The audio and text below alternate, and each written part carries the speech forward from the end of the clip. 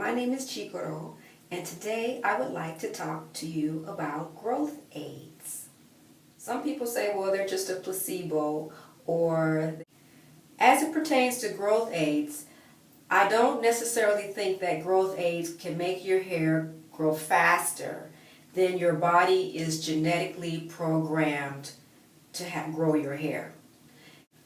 What I do think growth aids do is I believe growth aids help to upswing the capacity of our body functions so that our bodies are moving and functioning at full capacity. Now, let me give you an example. Say, for example, I tie like something around your ankle and I bind your foot. And I say to you, okay, I want you to run from here to there as fast as you can. So if you got a 50-pound weight on your ankle and your other foot is tied up, that's going to slow you down.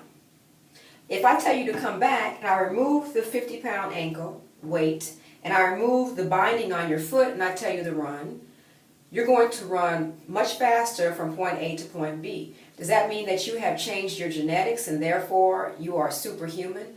No. What has been done is the hindrances, the things that are slowing you down, the things that do not allow you to move at full capacity have either been remedied or removed.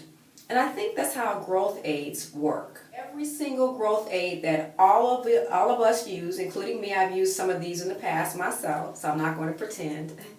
All of these growth aids fall into three categories. Those categories are, category number one is an anti-inflammatory / antifungal group.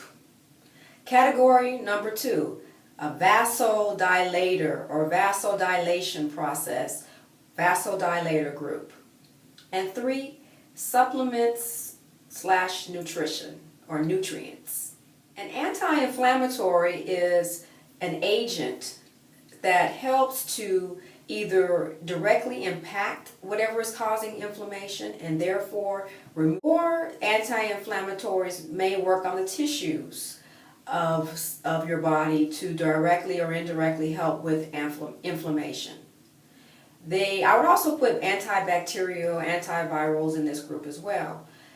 In addition to that, antifungals or fungicides are things that may work on little creatures that may be either on your skin or be in your body. So I'm specifically talking about the hair and the scalp. So again, group number one is anti-inflammatory and antifungal. Well, what are some examples?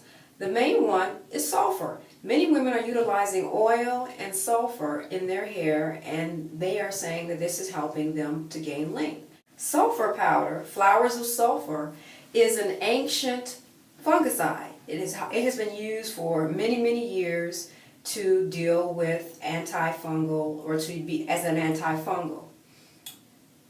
The interesting thing is that when people use sulfur, they often combine it with castor oil. And castor oil is also something that I would consider an anti-inflammatory. The interesting thing about castor oil is that castor oil has an affinity for hollow organs. Well, what does that mean? First of all, a hollow organ is something like your uterus. A hollow organ is like your bladder, your stomach. Many times, organs. Now, the interesting thing is that your hair follicle is an organ. And in addition to your hair follicle being an organ, your hair follicle is hollow. So therefore, castor oil has an affinity for, an attraction for those organs, your hair follicles. And therefore, when you mix sulfur and castor oil, you're mixing an antifungal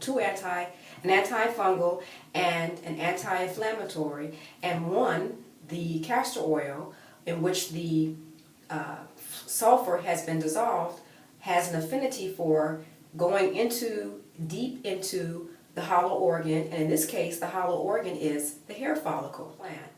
And essential oils are also in the anti-inflammatory group, and many women use these in their hair as well, or in their own concoctions. Another growth aid that people use, and they also mix this with castor oil, is something, I want to pronounce it correctly, mecanoxylate nitrite, mecanoxylate nitrate. And this is what women use when they have a yeast infection in their bodies. The interesting thing about this mecanoxylate nitrate is that it is an antifungal. It is considered an antifungal. Group number 2 is what I call vasodilators or vasodilation. Well, what is vasodilation? Vasodilation has to do with the vascular processes, your veins. And what happens with vasodilation is the veins relax, and so therefore they open up and then more blood can flow through. And the important thing about that is oxygen and nutrients are carried on the blood or through the bloodstream to give oxygen and nutrition to your organs. We all know, for example, that if your brain doesn't have any oxygen, that you can have brain damage. If you're not getting any nutrition to any of the organs, those organs they die. So oxygen and nutrition are very important for your organs. The hair follicle is an organ because it has its own blood source. It is connected to its own blood supply, and so therefore the follicle receives nutrition and oxygen from ginger. Is considered a vasodilator.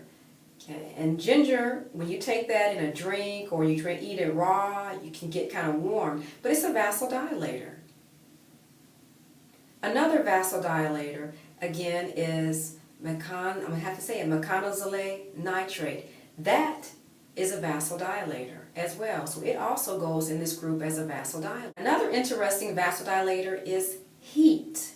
Many of you use, I call it the whole head baggie, but many of you call it the greenhouse effect, where you put oil in your hair and then you put a plastic bag on your head. But heat also causes vasodilation. Many women say, oh, I put castor oil here and I massage my temples and it helped, and I use a little essential oil and that helped as well. But massage is a form of vasodilation.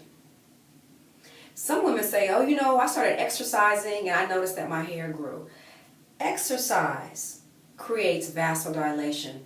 When you exercise, this makes your body have the need for more oxygen. So therefore, you pull in more oxygen, and this also impacts and helps to create vasodilation.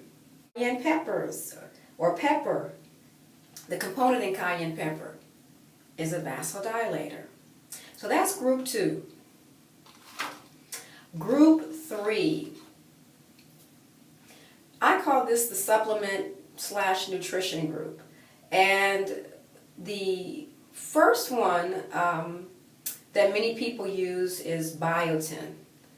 And that's pretty much a well-known, sometimes they use biotin and they use an organic sulfur, MSM.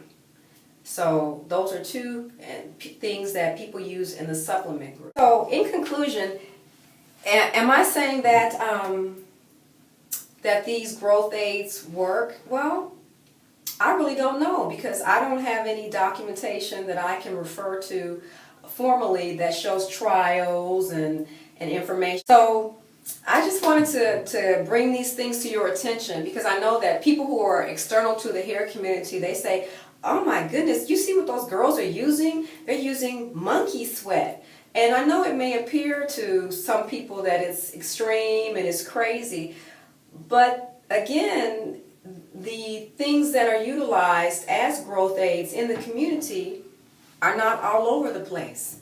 They fit in 3 categories. Therefore, almost everything I've mentioned to you is in a way either directly or indirectly impacts those things: oxygenation as well as nutrition. So ladies, I hope this has been in the least maybe thought-provoking for you. And as always, I want to tell you thank you very much for your time and your attention. Goodbye.